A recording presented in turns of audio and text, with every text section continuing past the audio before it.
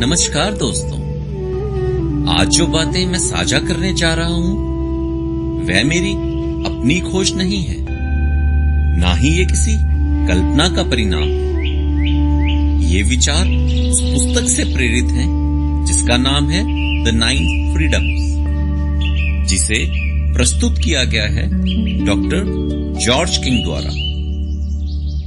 Doctor George king एक आध्यात्मिक शिक्षक, योगी और द इथेरियस सोसाइटी के संस्थापक थे। एक ऐसा संस्थान जहां सेवा, प्रार्थना, ध्यान और मानव चेतना के उत्थान के लिए कार्य किया जाता है। यह वीडियो मेरी एक व्यक्तिगत समझ, एक आंतरिक अनुभव और एक सरल व्याख्या है जो द 9 फ्रीडम्स में बताए गए सिद्धांतों से प्रेरित है। इसका उद्देश्य किसी सिद्धांत को थोपना नहीं, बल्कि एक संभावना को खोलना है कि मनुष्य केवल शरीर और पहचान नहीं है, बल्कि चेतना की एक लंबी यात्रा पर है।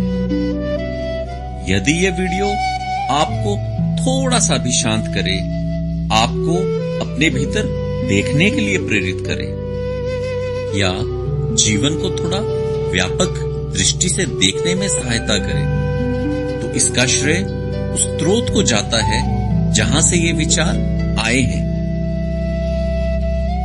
आइए धीरे धीरे इन 9 स्वतंत्रताओं को समझने का प्रयास करें, बिना जल्दी के, बिना निष्कर्ष की जिद के।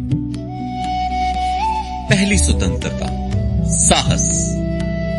अक्सर हम मान लेते हैं कि साहस का अर्थ है डर का ना होना, लेकिन सच यह है डर जीवन की छाया है और साहस प्रकाश की ओर चलना है।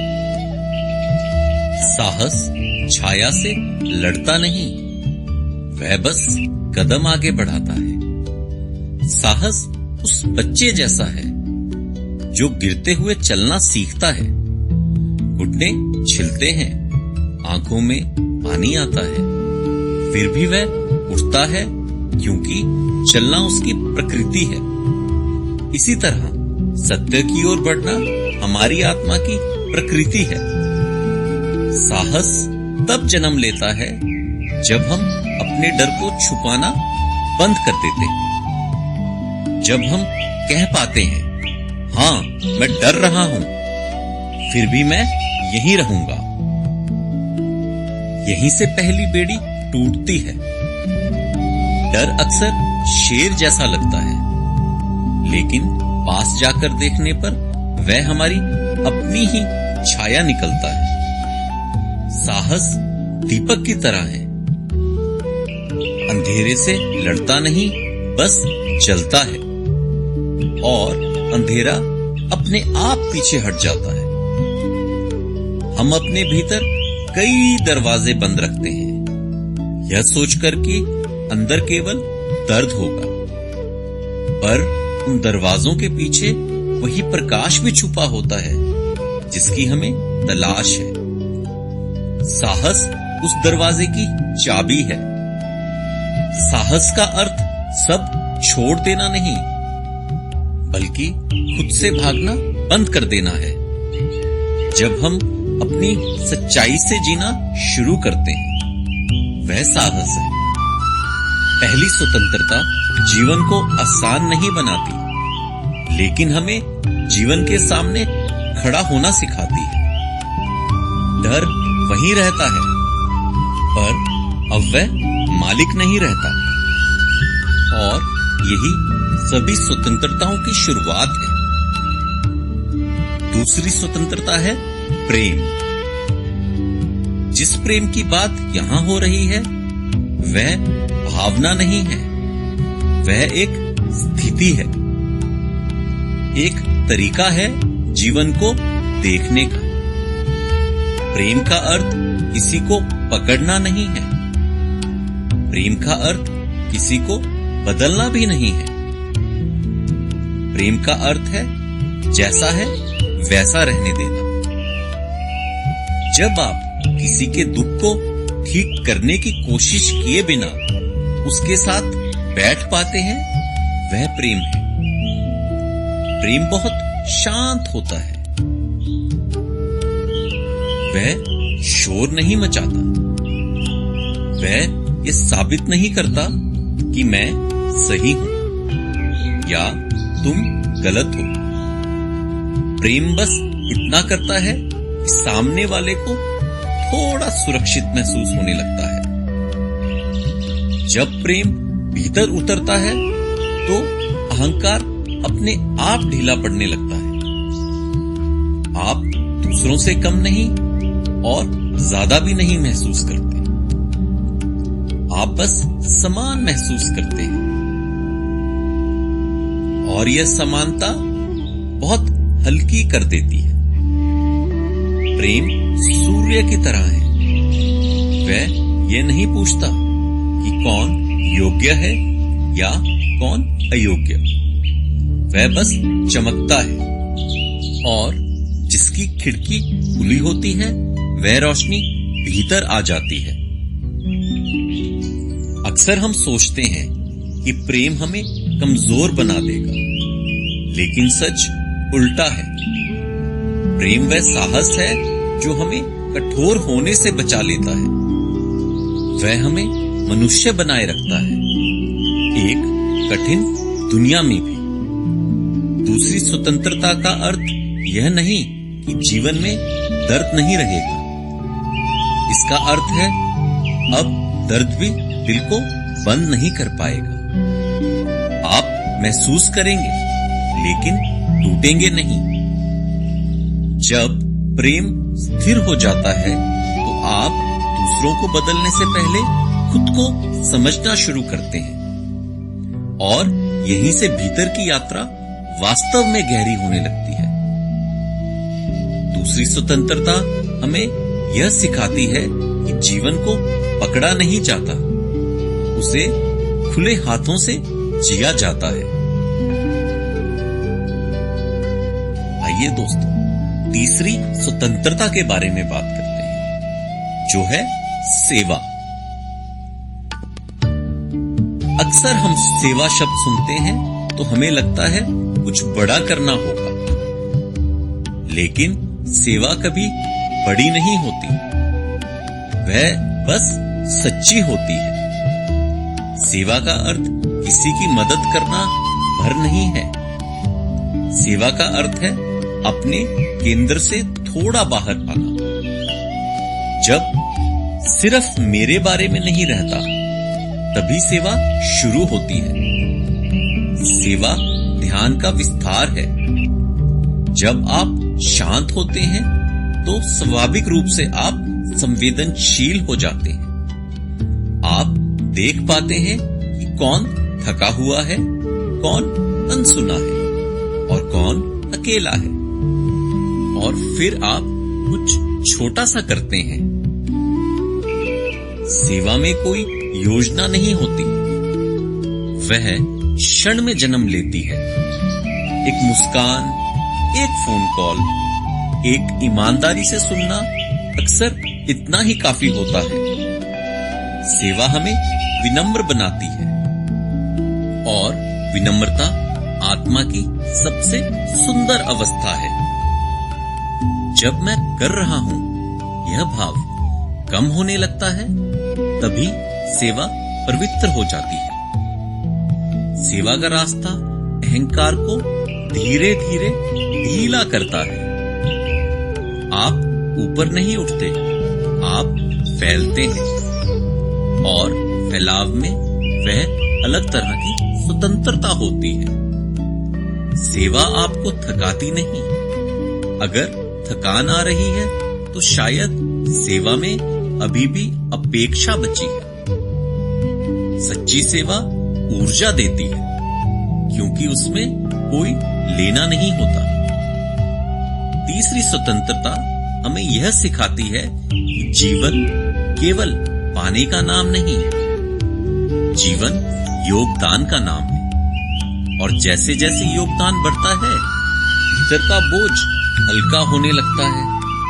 सेवा कोई भूमिका नहीं है, वह एक स्थिति है। आप जहां हैं, जैसे हैं, उसी में सेवा संभव है। और यही तीसरी स्वतंत्रता है, जब जीवन अपने आप से आगे दूसरों तक फैलने लगता है।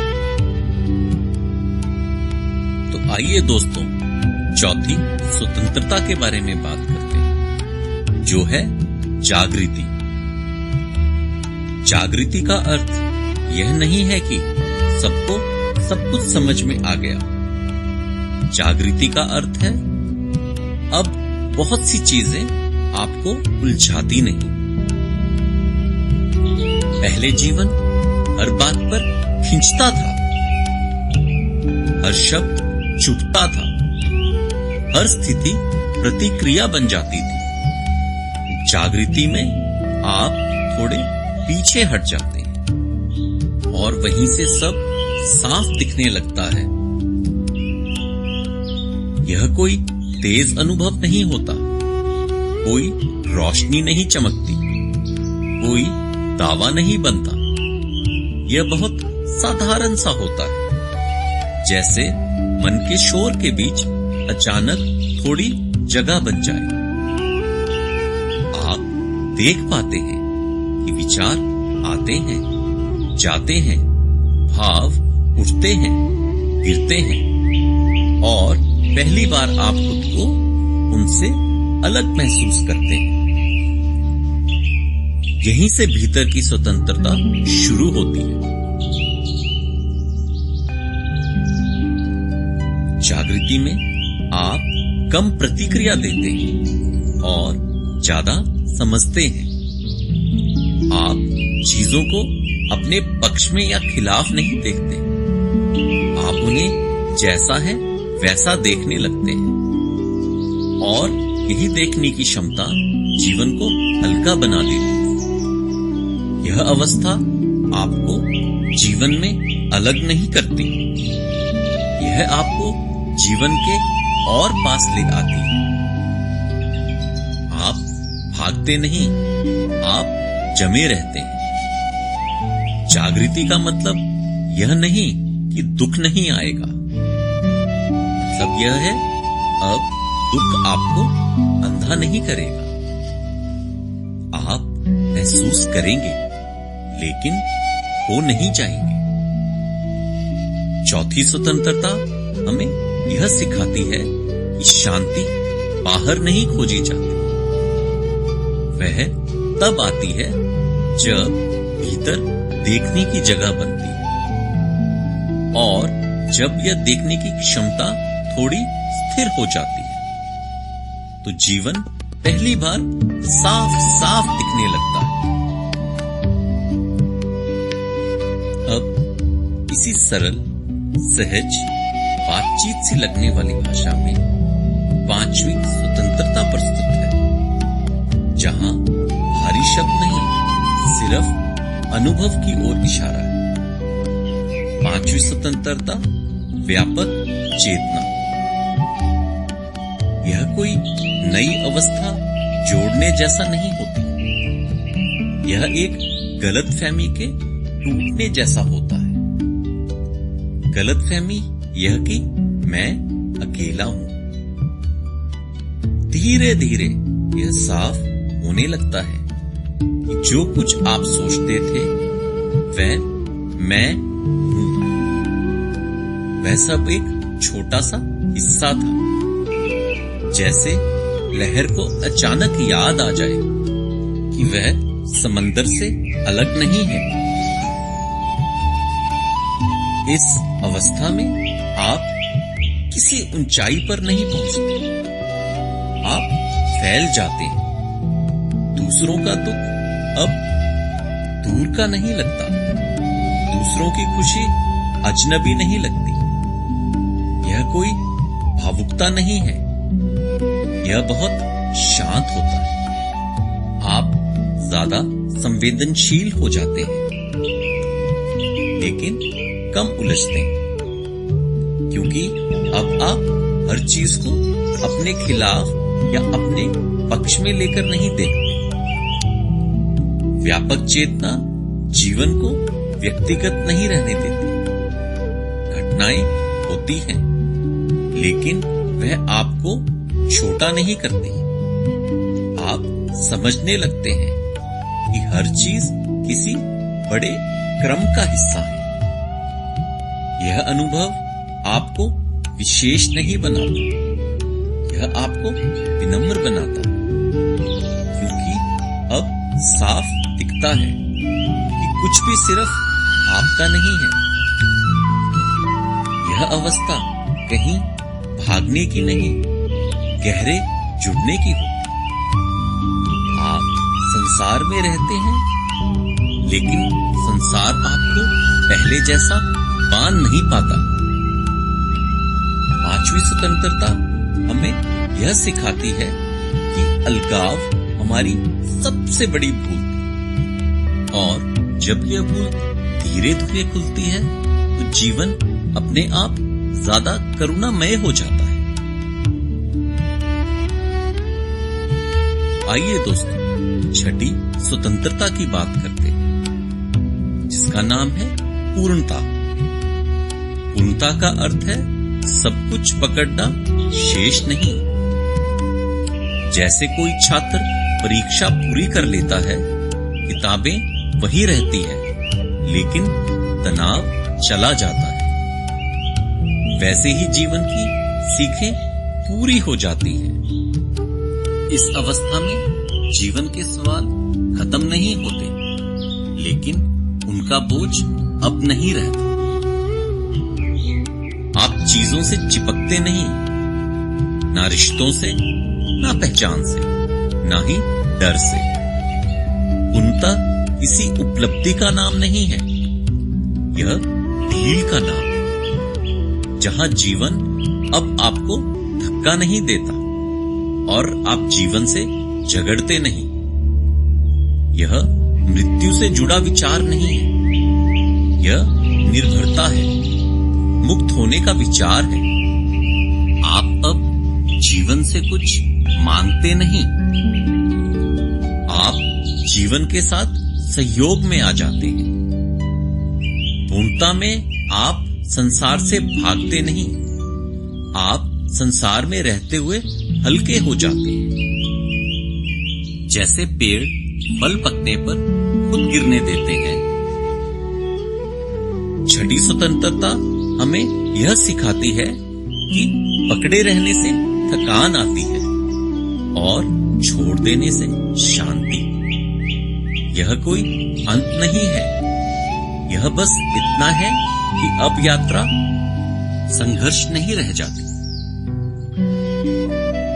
आइए दोस्तों, सातवीं स्वतंत्रता के बारे में बात करते हैं, जो है अस्तित्व के साथ एकता। इस बिंदु पर जीवन मेरा नहीं रहता, ना इसलिए कि कुछ छिन गया, बल्कि इसलिए कि अब सब अपना लगता है। यह अवस्था कुछ बनने की नहीं है, यह किसी भूमिका में जाने की भी नहीं है, यह बस उपस्थिति की अवस्था है।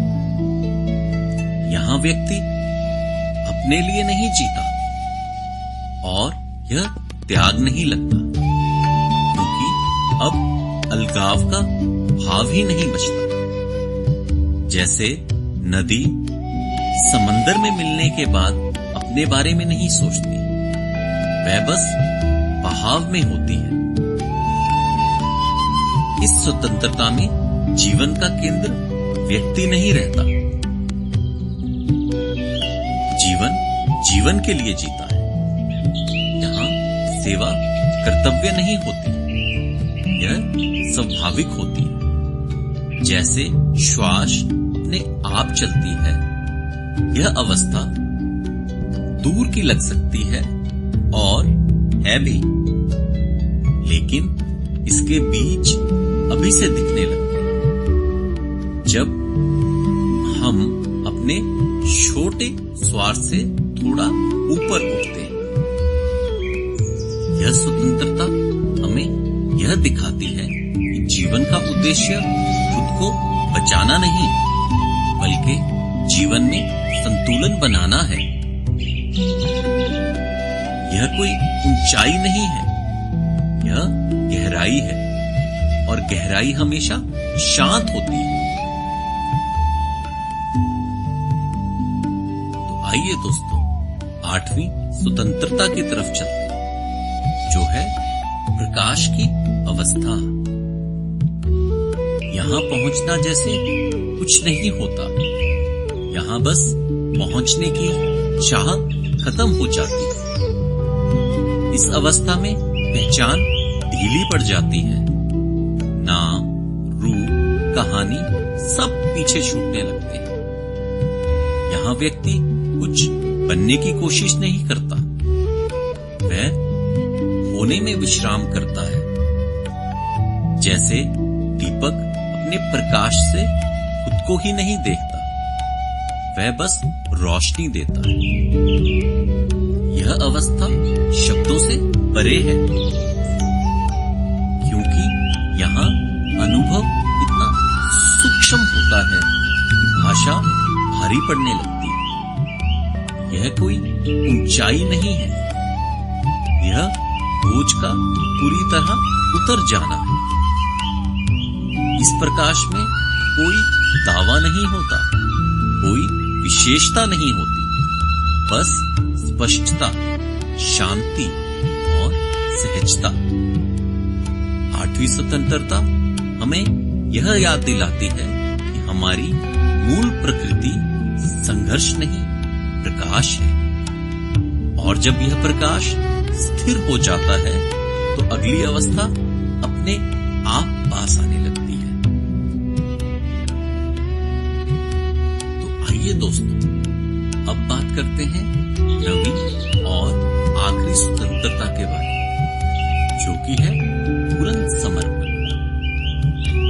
यह कोई आखिरी मंजिल नहीं है, यह पहुंच जाना भी नहीं, यह एक बिंदु है जहां पहुंचने वाला खुद ही नहीं बचता। यहां कुछ साबित करने को नहीं होता, कुछ बचाने को नहीं होता, कुछ पाने को नहीं होता, सिर्फ सहभागिता बचती है। जैसे बूंद समंदर में गिरकर खुद को खोती नहीं, बल्कि फैल जाती है। इस अवस्था में जीवन मेरे लिए नहीं होता, जीवन जीवन के साथ हो जाता है। यह त्याग नहीं है, क्योंकि त्याग में छोड़ने वाला बचा रहता है। यह पूरी तरह खुल जाना है। यहां सेवा कर्तव्य नहीं रहती, यह जीवन की स्वाभाविक गति बन जाती है। जैसे हृदय अपने आप धड़कता है। 9वीं स्वतंत्रता हमें यह नहीं सिखाती कि हम कुछ बने, यह बस याद दिलाती है कि हम पहले से इसका हिस्सा हैं, और यही यात्रा कहीं समाप्त नहीं होती। यहां से जीवन अपने सबसे शांत, सबसे सच्चे रूप में बहने लगता है। मित्रों, इन 9 स्वतंत्रताओं को किसी लक्ष्य की तरह मत देखिए, इन्हें एक दिशा की तरह देखिए। हो सकता है आप अभी पहली पर ही हो, या शायद दूसरी, तीसरी पर, और यह पूरी तरह ठीक है।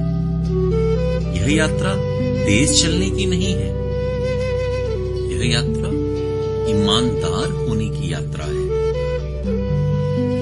हर बार जब आप डर के बावजूद सच के साथ डटकर खड़े होते हैं, आप पहली स्वतंत्रता को छूते हैं। हर बार जब आप किसी को बदले बिना समझ पाते हैं, आप दूसरी स्वतंत्रता में प्रवेश करते हैं। हर बार जब आप बिना अपेक्षा कुछ दे पाते हैं, आप तीसरी स्वतंत्रता को जीते हैं। और ऐसे ही यह यात्रा छोटे छोटे क्षणों में चलती रहती है। इन स्वतंत्रताओं का उद्देश्य हमें कहीं और ले जाना नहीं है। इनका उद्देश्य हमें यहीं अभी और पूरा बनाना है। अगर यह वीडियो आपके भीतर थोड़ी सी शांति छोड़ गया हो तो मेरे लिए इतना ही काफी है। बाकी मित्रों, यात्रा आपकी है और शायद यह यात्रा हम सब साथ ही चल रहे हो।